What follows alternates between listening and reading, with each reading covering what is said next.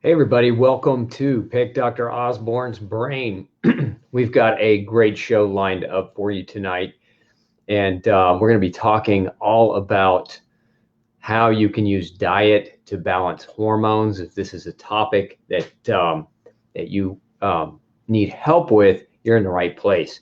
And before we get dialed in and get going, I want to make sure I take a moment to let you guys know kind of the rules of the game. If this is your first time to the show, rule number one, let me know who you are and where you're coming from in the world. We like to know how far we're reaching people with the message and the hope of functional medicine. So chime in, say hello, let me know where you're from.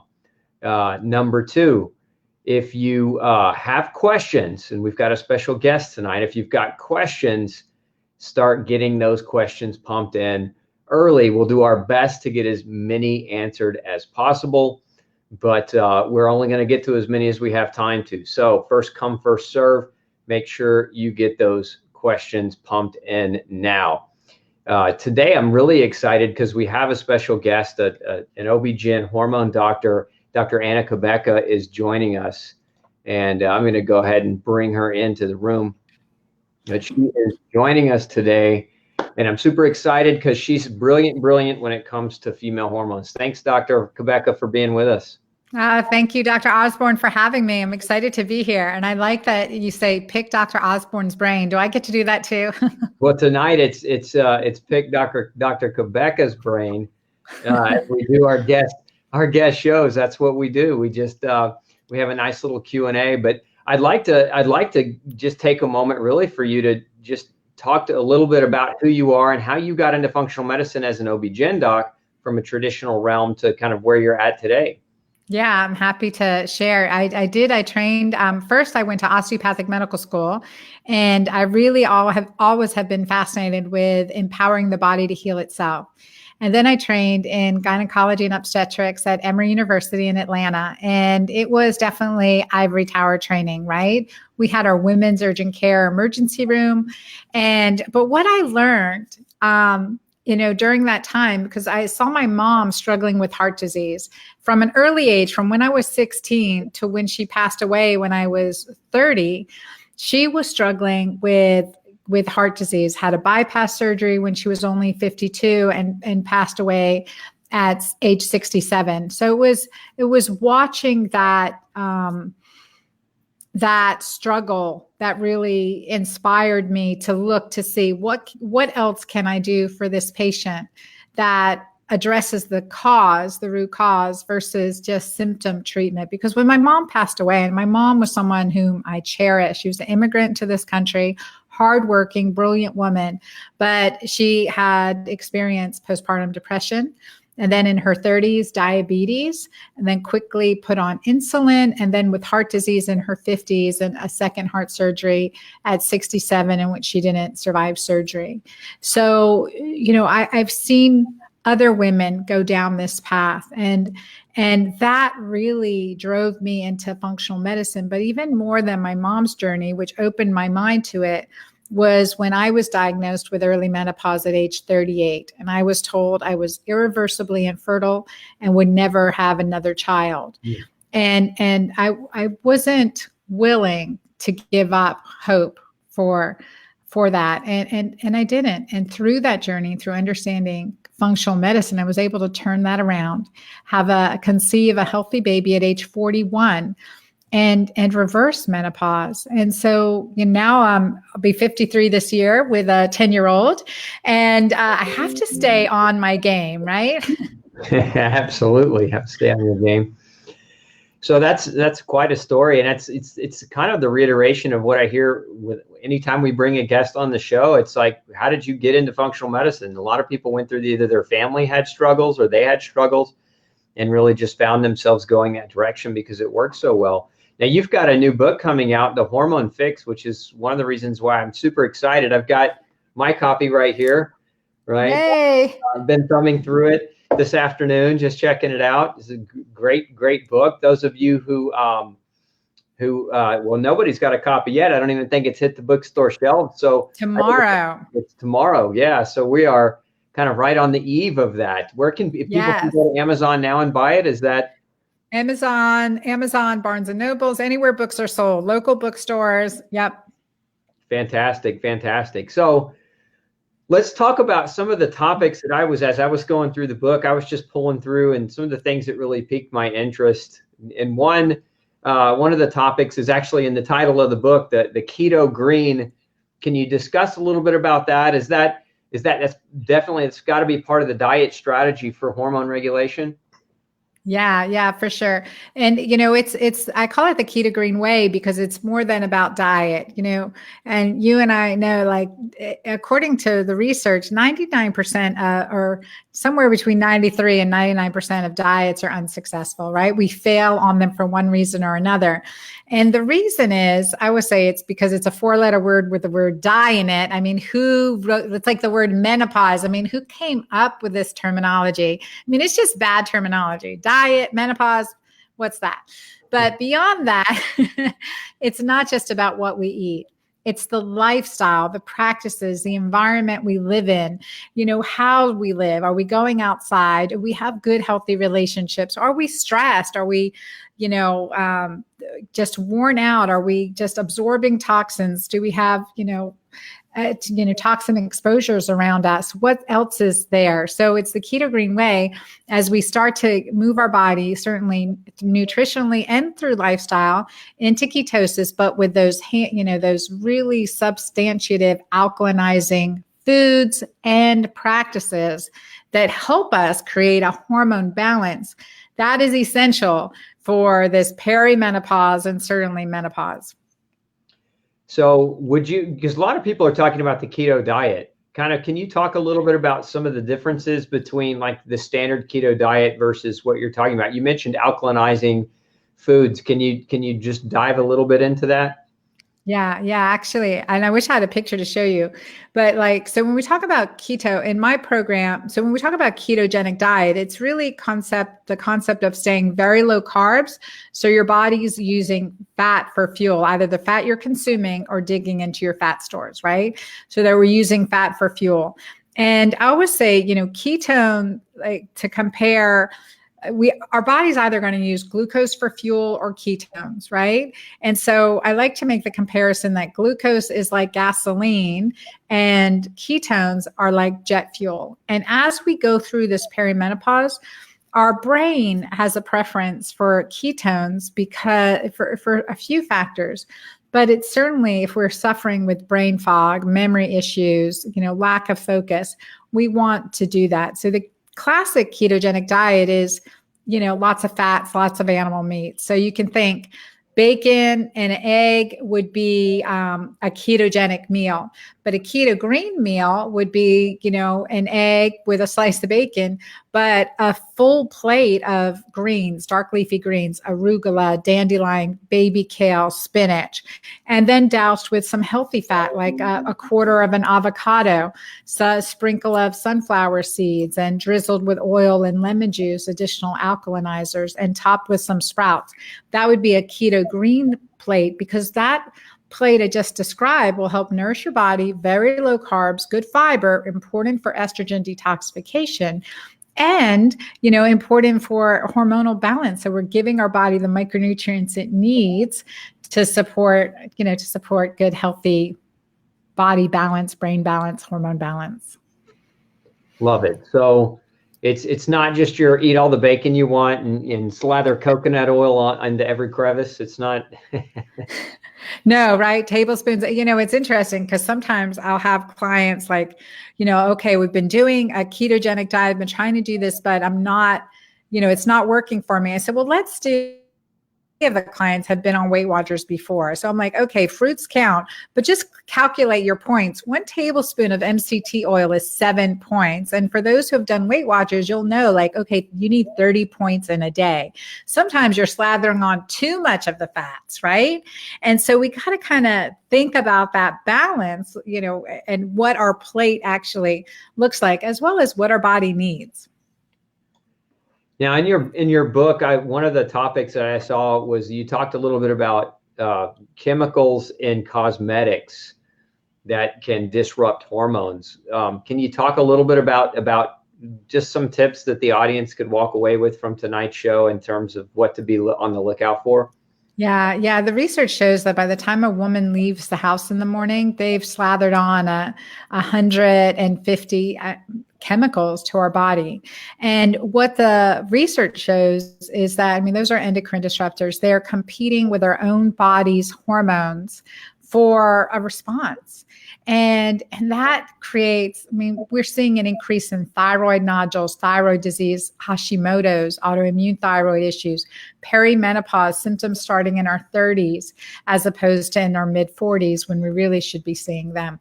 So we're seeing a lot of this hormone disruption, hair loss. And in my book and on my book page and my book trailer, which I can share that, it's, I show pictures of, like, I've been over 240 pounds. I had a tremendous amount of hair loss. All of that was from stress and certainly toxicity. And so I discuss, like, just using natural products. If you can eat it, you can put it on your skin. And it really, every little bit makes a difference. Every little bit makes a difference because we're exposed in so many ways. Now we know, like, our BPA frees have BPSs in them that are as toxic, if not more, than BPAs, right? So there's that concept. The receipts we're touching affect our body with the chemicals that are being absorbed through our skin. And so we're inundated with toxins. We have to reduce that so that our body can have this hormone balance. And we just have to start really conscientiously thinking, okay, what's the one thing I can do this week to clean up my environment? You don't have to do like 1,000 things in one day, but just one thing at a time. What's the one thing I can do that's going to improve my health and my physiology and my hormone balance? And you've been in practice, in private practice, and so in your experience, I'm just going to ask you this question because it comes to me a lot. Like, what was the biggest? What is the biggest needle mover in your experience for a woman who's, whether they're premenopause or whether they're perimenopausal, but like diet change wise, what's the biggest experience in your practice that you say, okay, do this and it moves the needle in the biggest way for that person? Yeah. So I would say it's the keto green way, but let me describe, like, when I had a patient come into my medical office and they were having, headaches, fatigue, weight loss resistant or weight gain, hair loss, any of these, PMS symptoms. I always tell my clients that, the first thing they have to do is detox. So while I'm getting their blood work, and I actually have them do questionnaires, just like the ones that I put in my book. So self-inventory, so we can track progress. I have them do blood work, but while I'm waiting, I have them detox. So through a nutritional detox, so modified elimination diet, very much similar to ketone, but I will say no white, no wheat, no sweet, and very little red meat, right? And just the key concept, if you can pick it, peel it, fish it, hunt it, milk it, grow it, then for the most part, you can eat it, just little things to help us along. And maybe I'll add a bioidentical progesterone on if they're having some, their hormones are fluctuating and they're having that PMS or they're having irregular bleeding, a difficulty sleeping. Bioidentical topical progesterone goes a long way. So, and then I'd have them come back in 6 weeks. And honestly, 90% of their symptoms have improved. 90% of their symptoms. And then it's just a little bit fine tuning, tweaking here. Are there any additional supplements? Any additional detoxification support do we need? I saw a question about inability to digest fats because of a gallbladder being removed. And I don't know what supplements you've used, but I've always used, it's called LVGB complex. And that complex by Designs for Health has enzymes, and including milk thistle, which is in my Mighty Maca too, but just enzymes to help with, I see Linda's question. So I had my gallbladder removed and can't handle too much fat. Every patient that either had gallbladder problems or had a cholecystectomy, their gallbladder removed, I put them on enzymatic support because you need fats. You need fats for your brain. You need fats for your cell-to-cell communication. You need healthy fats. You just need the enzymes that your gallbladder was responsible for producing to help you digest those fats. So one of my favorite products, LVGB complex from Designs for Health, and that was good. said, it's liver gallbladder complex, just that enzymatic support made all the difference in the world for those clients. So because we are afraid of fats, women who grew up, like I grew up 60s and 70s, right? I mean, it was the no fat movement at its greatest. Like, here, have your mac and cheese and popcorn, but stay away from the fat. And we were, I don't know, probably like hundreds of grams of carbs a day. And very low fat. That just women are still suffering from that lack of fat. Yeah, I couldn't agree more. I mean, that whole low fat, no fat trend was devastating. I can still remember the boxes and the marketers with the green, they'd put the meals or the cookies in green boxes, and it'd be low carb or not low carb, but low fat. And it'd be just like 1,000 grams of sugar. Yeah, just pure sugar. And in a green box, as if the connotation would be green equals healthy, right? There are a couple of different brands. I won't pick on them too hard, but there are a couple of different brands I remember very distinctly. I've got a great question coming in from Michelle. Keto scares me, she says. I'm worried about long-term with nitrates and colon cancers. Not everyone buys grass-fed beef or no nitrate bacon in lunch meat. Do you have any tips or advice for her on that? Yeah, Michelle, I totally hear you. And in my program, in the Keto Green Way, you'll find out that red meat is pretty scarce in my program. It's a couple times a week, maybe 2, 3, 4 times a week or so. But, fish and, healthy fat sources are really essential. But when we're using meat or eggs or fish or chicken or whatever else we're using, I definitely love the wild game, buffalo, deer, venison, but a little bit goes a long way. We do not need a lot. That's the key thing. A little bit goes a long way. Palm-sized portion. It's not a big amount, but also that we do need as much as possible to choose that grass-fed, free range when we are, wild caught. We have to make these choices for with our dollar, because otherwise industry is not going to change. But it's so critical to our bodies. For example, I want to make this example. I recommend fish a lot, but if you're getting farm raised fish, they're loaded with antibiotics. I had a client come to me one time and he said, or he was late to his appointment. And he said, last night he went out to eat and he ordered fish. And he went into an anaphylactic reaction. He asked if it was farm raised and they said no, but it was. And so he had a penicillin allergy.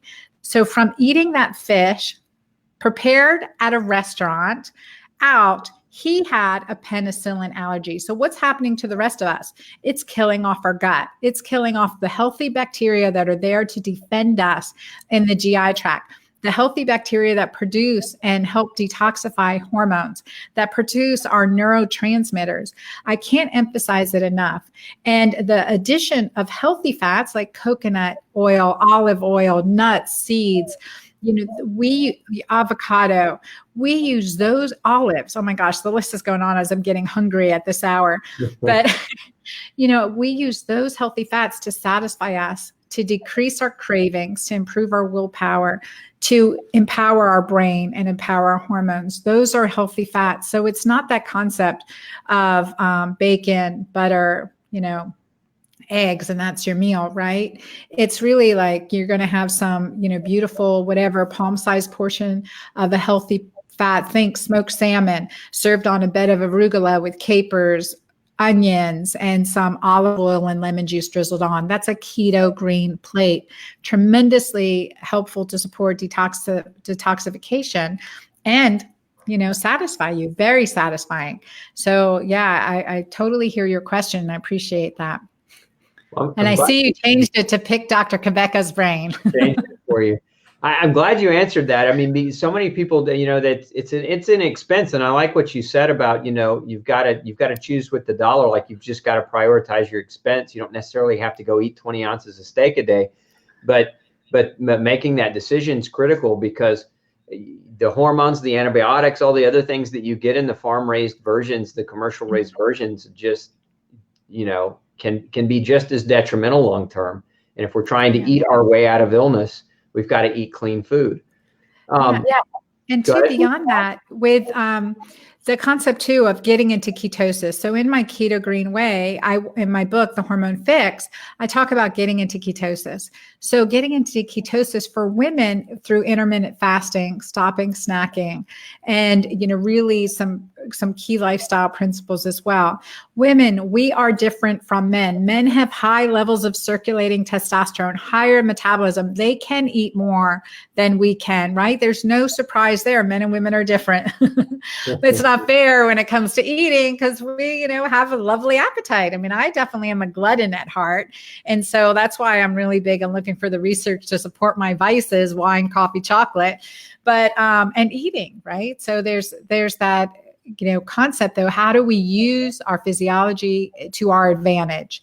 And that was part of my research as I dug in and try to restore my hormonal balance, and not just for weight loss. Cause again, I was over 240 pounds, was able to lose that.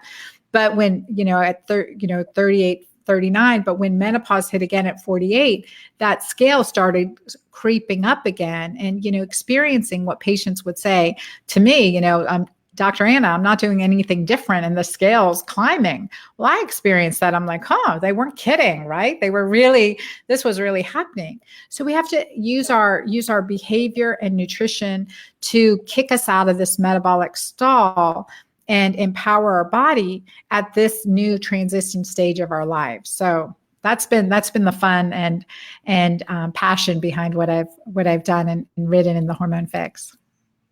Love it. So again, the Hormone Fix is Dr. Cabeca's book. It comes out tomorrow. Make sure if you haven't gotten a copy or pre-ordered your copy yet, get over to Barnes & Noble tomorrow or Amazon. You can buy it online and get your copy. Let's talk a little bit. I got another question coming in about thyroid hormone, about TSH. And this question is, the person wants to know if there's a link between a high TSH, a high level of, or low thyroid, high TSH, and infertility problems. And if so, and I know this is a medical question, you can't really get into answering somebody's complex medical questions on the show, but is there something natural if a person has a high TSH? Is there something natural in your experience they could do in their lifestyle to help with that? Yeah, definitely. First is to ask why, right? Why is my TSH high? And that's really important because I've seen so many people get medicated for hypothyroidism, but they never ask why. So first thing I would do, and I talk about testing in my book too, I would look at your TSH, your thyroid antibodies, thyroid peroxidase antibodies, your antithyroid globulin antibodies. I would look at those. Look at your total cholesterol. Is that optimal or is that high too? Sometimes when our TSH is high, our cholesterol is high.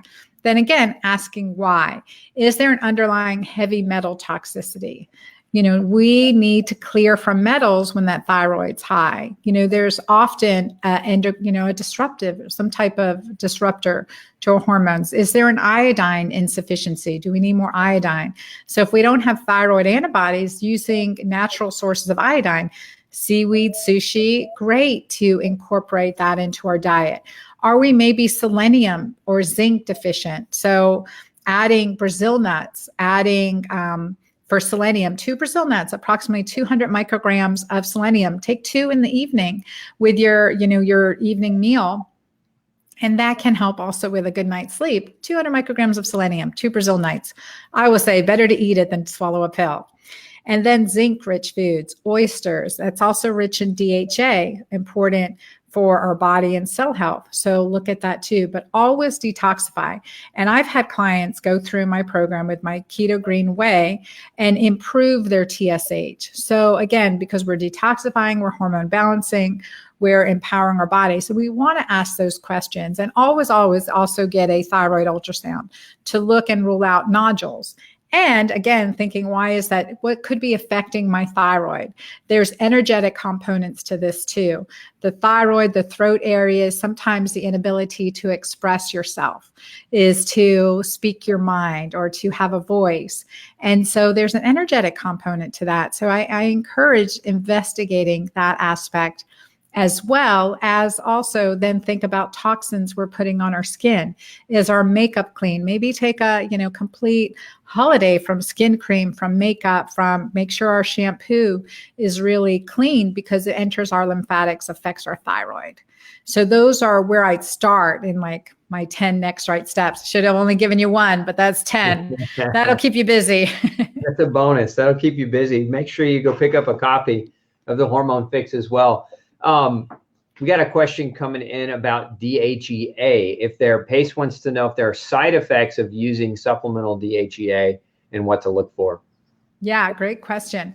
So in my product, Jolva, which is this product here that I created as a natural solution to help women who were suffering with decreased pleasure, decreased orgasm, vaginal dryness, or vulvar dryness symptoms. This has plant stem cells from the alpine rose, and it also contains emu oil, coconut oil, and DHEA. So DHEA is produced by the adrenals. It circulates in our body naturally. It can be extracted from wild yam. We know that people with healthy levels of DHEA have a higher resilience and improved bone density. And that's important for our life. But certainly one of my study areas, because I created a DHA containing cream, is to look at, of course, the safety profile. And I've been doing this now for nearly 30 years. So way back in 1999, I started using androgen therapy for women with sexual dysfunction, and there was very little research. In fact, our testing, oh my gosh, Peter, I got to tell you about this. I remember in 1999, I had a patient come in, 63-year-old, beautiful, dynamic woman, 63, 5'10", silver haired, silver fox lady.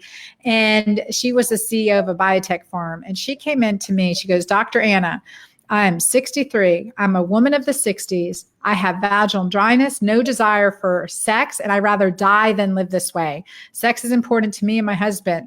Help me, Dr. Anna. Help me. What are you going to do to help me, Dr. Anna? I was like, ooh, man, I looked in my doctor's bag, right? Like, what's in there? And I looked and I didn't have anything. I'm like, because she had ductal carcinoma in situ of the breast and no one would even give her estrogen. So I looked at the research. Well, actually I could give her vaginal estrogen that showed decreased morbidity and mortality. So better quality of life in women who have had breast cancer. So that was possible. But I also looked at the work in testosterone and DHEA, and early research showed, benefit. So after well-informed consent, I started her on that. Well, let me tell you, she's in her 80s now. She just published a book. She still lobbies on Capitol Hill. I saw her a couple years back and she was in crutches. I'm like, what happened? She goes, I was skiing the black slopes and I, had an injury. I'm like, and that's all, just crutches? What? and her bone density, actually, because I checked to her 10 years after, and her bone density was stable, was not worse than what it was 10 years before, which is unheard of, 63 to 73. So those were factors that I found that were beneficial. And in my website, just search at dranna.com. So DRANNA.com, search DHEA. I publish a whole white paper on DHEA. So a lot of safety studies in DHEA. But again, I use it topically for clients versus orally because women tend to experience side effects with oral DHEA. And plus, I'm using it for sexual health and sexual function, the anti-aging of the vulva. Very important. Anyone out there using Jolva, please tell us your responses. Tell us what you've loved about it. But, we know that, so very little, if any, systemic absorption. It works at the cellular level. So very little, if any, side effects. Okay. So I love it. I love DHEA. But also, with that said, things that improve your DHEA naturally, stress management, meditation, maca, things like that can help you support your DHEA naturally. We can't just take a pill and expect everything to get better. We got to come at it. Those are crutches, but we have to come at it from both angles. So behavioral plus the crutch while we're doing the behavioral so that the behavioral has time to take action and take hold. Yeah. Wendy's got a big one here. She's got a daughter who hasn't had a cycle for 9 months. She's only 28. She's underweight. and has autoimmune issues and a hyperimmune system since childhood. How would one help her gain weight and help her cycle come back? And that's a mother load of a question, because it's very loaded. There's a lot of different things. There's a lot of missing information that might be helpful. She says that she's totally grain-free, gluten-free, and eating nutrient-dense keto. Are there other things you would advise? And do you practice? And would you see somebody in that regard with that type of problem? Yeah, no, I definitely did see clients like that in my practice, but I retired my practice in 2015. So if I mentioned, I'm 53 with a 10-year-old now. So I've got to I'm keeping my priorities straight as far as my family first. So I really optimized that, as well as created the online education program. So everyone has access to me through that, right? So in regards to your daughter who's 28 and with autoimmune disease, certainly there's more aspects we need to know about that. Because she's underweight, understandably, she's not having her period. So in this case, just temporarily, until we get that back, bioidentical progesterone is something I would discuss with your doctor. I certainly would. And it would also make sure that, I'm sure you've got her covered on probiotics, and she's getting plenty of healthy fats in this instance. So because she's underweight, I'd add more. And I'd make sure that she's getting in those antioxidants and nutrient-rich greens into her diet as well. But because, with amenorrhea, I want to keep the bones healthy. And so I may add back some progesterone cyclically until everything else starts to come into play and work to her advantage. Okay. Now, Dr. Cabeca has written a new book. It's called The Hormone Fix. It comes out tomorrow. You can get your copies as early as tomorrow. You can pre-order tonight. Dr. Cabeca, who's this book for? Okay, we're talking about the hormone fix. Hormone's a big word. There's a lot of hormones.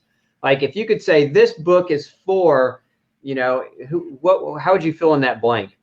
Yeah, thank you. This book is for you if you've been experiencing hormone imbalance symptoms. So if you've had fatigue, drop in energy, weight loss resistant, any weight gain, hair loss, mood swings, irritability, depression, anxiety, heart palpitations, lower extremity edema, memory issues, brain fog, difficulty sleeping, any hot flashes. Those are hormone imbalance symptoms.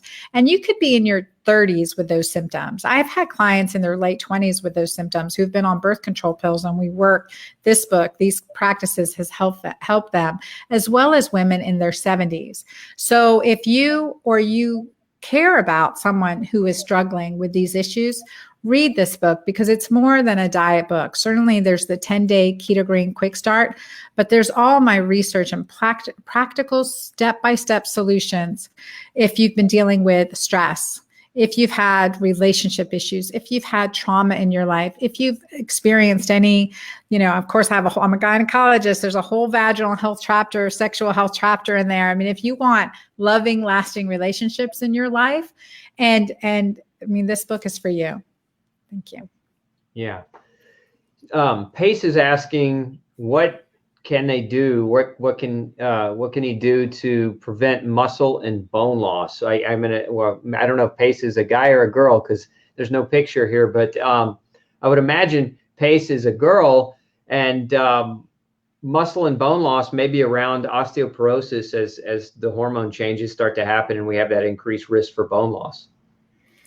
Yeah. So definitely and that's something that you see, women talk about all the time, when the muscles down here are starting to sag. And I talk about if they're sagging there, if your lips are starting to wrinkle here, it's happening down in your pelvic floor area. And honestly, we know now that as estrogen, testosterone, progesterone decline, of course, we're going to have that weakening of the muscles. So if you think what I've experienced, what my clients have experienced, and using my Keto Green way, because we're nourishing our body from the cellular aspect, detoxification aspect, and providing essentially, really clean fuel to the body, we see an improvement in energy, an improvement in workout strength, an improvement in mental clarity, all of those key areas, so that we won't have this decline. But there are many aspects to this muscle wasting and bone loss, certainly acidity. So I have clients just check their urine pH to make sure we're not robbing Peter to pay Paul, so to speak, to keep our blood pH stable, which we're going to do at the sacrifice of everything else, right? So those aspects are really important. And as you discern what's working for you versus what's not working for you. And I think that's part of the self-discovery to keep you healthy, to keep you anti-aging, the rest of your life. Anthony wants to know what sunblock creams to avoid. I'm going to assume he's referring to what we talked about earlier. You were talking about some of the compounds found in cosmetics and other things. What's a natural alternative there, maybe? Yeah, there's a couple companies that I love for sunblock. And in fact, there was just a recent study. Did you see it? Because I have, Anthony, I love this. There's a picture, there's a video on my YouTube channel with me in this big sun hat out at the beach. I mean, I am a sun worshiper. Believe me, there's a lot more than, that we get from the sun besides vitamin D. So you ask me what sunblock cream to avoid, and I would say all of them, because I want you to get some sunshine, and then just cover up, wear the hat, put long sleeves on, right? But if you're out for long, and don't, also get your eyes exposed to the sunlight. So it's not bright day sunlight, but early morning and late evening sunlight. Let's use nature as our medicine. So that's number one. But there was a great study that was just published looking at all these sunblocks and these skin creams that we're spraying on our kids and on ourselves that have incredible hormone disruptors. And the CDC is now calling them, look, these are not okay. You got to clear these off the shelves in your pharmacies and in your supermarkets because they're toxic. I've known that. I've seen the research for the last 10 years from the CDC saying these ingredients, oxybenzo, and I can't remember them all now. They're all ingredients that I can't pronounce. Those are not good. Avoid those. But there's a couple companies I like, and I want to say one is Bear, maybe someone who's watching knows it's Bear something, like I want to say Bear Naked, but that's a food company. Bear something that I've used. I've also used Suzanne Bennett's skin sunblock, and I've used Primal Life Organics. I've used their sunblock, or recommended their sunblock. Me and my kids rarely, if ever, use sunblock. So yeah, I fall in that same camp. I mean, unless you're just like pale, very, very pale redhead that burns in 1 second in the sun, right? Then yeah, you got to get out there. And two, I would say, interestingly enough, there were some research studies done. I wanted to add this because they were studying mice in the space station. I was at a space congress about 10 years ago, and they had a nutritional topic there. And it was really interesting because what they found is they were exposing mice to solar radiation, and they fed one group kind of a sugar water. They fed another group of mice berries, and they found that tumors occurred in the sugar water group very, very rapidly upon being exposed to radiation, whereas the berries did not. And of course, since then, we've had some number of studies that show how you eat, actually, those phytonutrients create pigments that help protect your skin from radiation. So a big part of that is just how they're eating. Wow, that is huge. That's fascinating. Yeah, I love that. I 100% agree, right? Are we feeding cancer cells? Are we improving their communication? And in my book, I kind of draw this illustration. Like if you think of our health, like, if we're tending a garden, the garden that is our body, right? We're tending our garden. We need good, healthy boundaries. We need a healthy border, a healthy gate or fence around our garden, because when that's broken down by toxins, by inflammation, by, sugar, by chronic stress, when we break through that fence, then the rodents, the animals can come in and eat our garden, right? And so, and not to mention the nosy neighbors. So you want to keep good, healthy boundaries for our body. And so I go through that in the book, but I always love that illustration for myself, because it's like, man, everything I do is either going to keep my boundaries healthy, keep my physical as well as, emotional, spiritual, et cetera, boundaries healthy, or that they're going to be beating them down. And so let's use nature. We can't beat Mother Nature. Never. We'll never beat Mother Nature. So let's use her to our advantage in these ways with what we know works for us, and avoid what works against us. my garden analogy. I love the garden. Melody wants to know, she's 60, started with hormonal symptoms at 48, had a hysterectomy, tried everything to help. Is there any information in your book that will help her feel even 75% normal again? Yes. Yeah, I guarantee you. I think of a couple people right now, Melody, and maybe you can relate to one of them. I think of Kathy, who is 67, and she joined like my online program, my Magic Menopause program. And she was an ICU nurse, and she is. And she would come home every day. She sent me a picture. So this was her before. She'd sit on the couch, covered up in her blanket, just exhausted, not want to do anything. And she had a farmland, and she had a horse, a championship horse that she used to ride and love. She hadn't ridden in 2 years and was on the verge of selling him. And she said not only, like she was just exhausted, but her relationships with her family, she just felt like an outsider, an outcast, so to speak, because she gave what she could at work, and then she was just exhausted at home and didn't want to go on outings, didn't socialize. And so in just a few weeks of following these principles that I put in my book, not only was she feeling better about herself, more energetic, she was back on riding her horse again, the horse that she was going to sell because she hadn't been on it in over 2 years. So horseback riding again, but not only that, participating in life. She was in life again. Not as a observer, but as a participant. And she told me, she goes, and I love this, and this is why I remember it. She goes, Dr. Anna, not only, I have more energy now and I'm enjoying my life more, but my family likes me better too. And her relationships were better. And that's what it's about, right? That's what it's about. We want those juicy relationships in our life.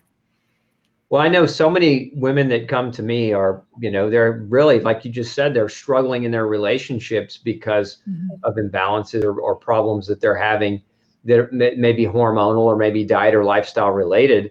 And it's a big area of contention, I think, for a lot of women, probably a lot of you listening. And just like that question, we've got more questions that are the same. We've got a lot of other people asking some more questions. Another question's coming in about perimenopause and severe hot flashes and irritability. What, is there anything in particular you can say, hey, try this or do that? Or can you direct them to the chapter of the book that talks about that? Yeah, absolutely. And I'm really excited that the book comes out tomorrow. So it's on Amazon. It's also, there's a Kindle form of it. Eventually we'll have an audiobook as well. I'm supposed to dictate that audiobook. So we'll see when that gets done. But with creating hot flashes there's several reasons for hot flashes. And I really like to talk about hot flashes because they are a bear to live with, right? They really affect us. We get dressed up, go out, and then melt. If anyone's experienced that, or wake up in the middle of the night, tossing, turning, covers on, covers off, right? Head spinning, right? Unable to rest. And I get that. I've been there. And so we can fix that. And those are just symptoms that your physiology is off balance. But one cause of hot flashes that goes unrecognized is the insulin resistance. And so when we get insulin sensitive, like I teach you how to do in my Keto Green way, as quick as the 10-day Keto Green Quick Start, and we surveyed our clients who have done this, and they went from, a 90%, 97% improvement in symptoms overall. 97% of people had an improvement in symptoms with over a 50% reduction in symptom scores in just 10 days. So hot flashes being one of them, but I also use adrenal adaptogens for clients when we're going through this physiologic change. It's a crutch, it's a help, it's nutrition. So my Mighty Maca Plus formula, which has over 30 superfoods in it, can really help with that, supporting your body's, natural response and detoxification processes. And clients say that really improves their hot flashes as well. Brittany, this question's very interesting. Brittany is 30 years old and has had a hysterectomy. And she's just starting to embark upon lifestyle change. I imagine she means diet and lifestyle change. Is there anything she needs to be worried about long-term with having a hysterectomy at that early age? Like, is there any tips that she should absolutely be doing, taking care of? Yeah, yeah, absolutely. So the first thing, Brittany, is I would say, like understand why you needed the hysterectomy. So it's really important because I always say the uterus is the innocent bystander to the underlying physiologic shifts. And so we still have to address those shifts.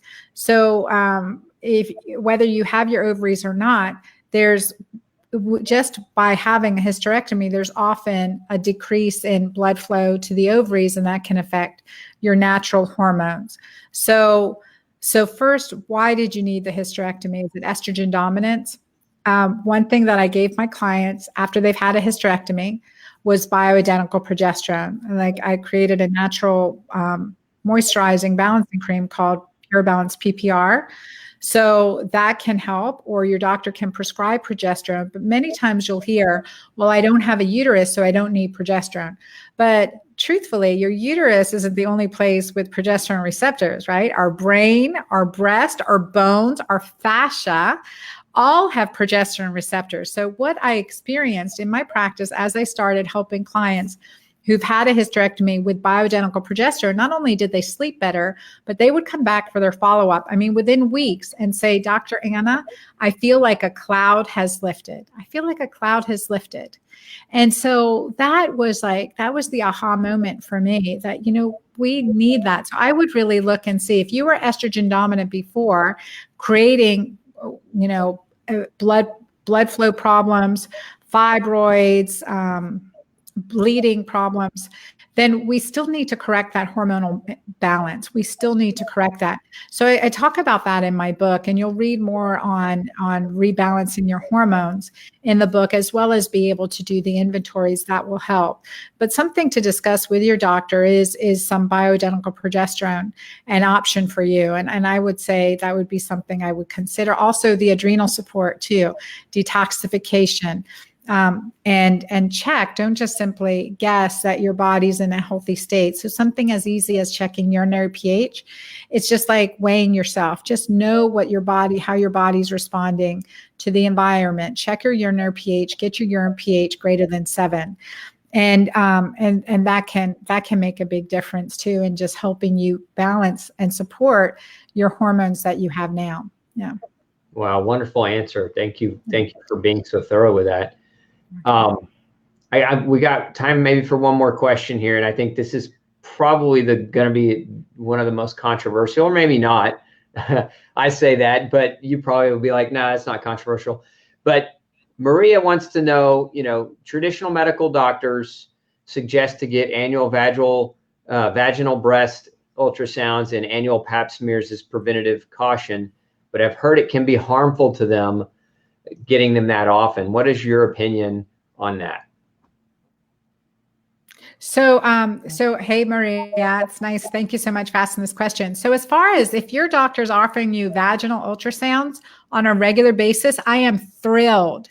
I did my own ultrasounds in my medical practice. Ultrasounds are harmless sound waves and no radiation involved. And we can look at your uterus. We can look at your ovaries. I think those are very, very useful. And again, ultrasounds are harmless. Pap smears, typically we say every depending on your history, if you've had abnormal paps, abnormal cells, your gynecologist will recommend periodic pap smears depending on your age as well. So it's typically now, if they're doing the liquid pap smear, like a thin prep or water-based pap smear, it's typically every 2 to 3 years now. So, and I think that's fine. A pelvic exam, I think, is important every year. And if your doctor's doing a vaginal exam periodically, looking at your ovaries, I think that's very helpful too. Regarding breast ultrasounds, again, are benign, but most doctors can't do them or order them. Insurance won't pay for them unless there's an palpable abnormality. So if you're being followed for a breast cyst, breast ultrasound, sometimes breast biopsies, sometimes MRI of the breast is beneficial, but also thermography would be another alternative to do some breast thermography and imaging that can help us see, okay, is there any underlying, signs of concern that we need to look at. And so mammograms, we don't recommend most gynecologists aren't recommending annual mammograms. Pretty much depends on the school of philosophy based on the efficacy, the current research on efficacy of mammograms. So again, it depends on your individual condition, but thermographies are harmless, ultrasounds are harmless, but really understand why you're getting the procedure, what it will show you, and then what action needs to be taken based on the results. Those are the 3 questions. Fantastic. Now, I want to respect your time. I know we usually close it out at about an hour.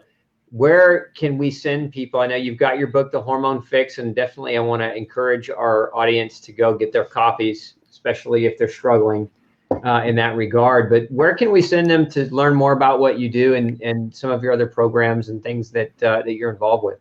Yeah, thank you. So my website, dranna.com. So like Dranna, DRANNA.com. Simple enough. And too, with the book bonus, we have a book bonus page. So it's dranna.com/book. And so if you've ordered the book, just put your receipt number in there, wherever you've gotten it, local bookstore or online, put your receipt number in there, and there's over $200 in bonuses. So I thank you. I thank you so much. Thank you so much for having me on. And thank you guys for your questions and your interaction. I love this. Well, thank you for taking time out of your busy schedule. I know writing a book, your schedule's probably swamped right now. So thanks for coming on the Pick Dr. Cabeca's Brain Show tonight and really helping answer questions with the crowd and the audience, and appreciate you and all you're doing out there. So again, thank you so much. Thank you. Likewise, Pete. Thank you. Mm-hmm. Bye-bye. Bye-bye. Okay, we just heard from Dr. Anna Cabeca, again, the author of The Hormone Fix. You can visit her at dranna.com. And remember, don't forget our mission. Our mission is to help save 100 million lives. Please, if you will, type in #save100million, because that's what we're about. Make sure you share this video with anyone you know that might get benefit from it. Remember, sharing is caring, and we want to make sure that this information is hitting the masses. This is Dr. Osborne with Pick Dr. Osborne's Brain, wishing you a fantastic week. We'll see you next Monday night for another show.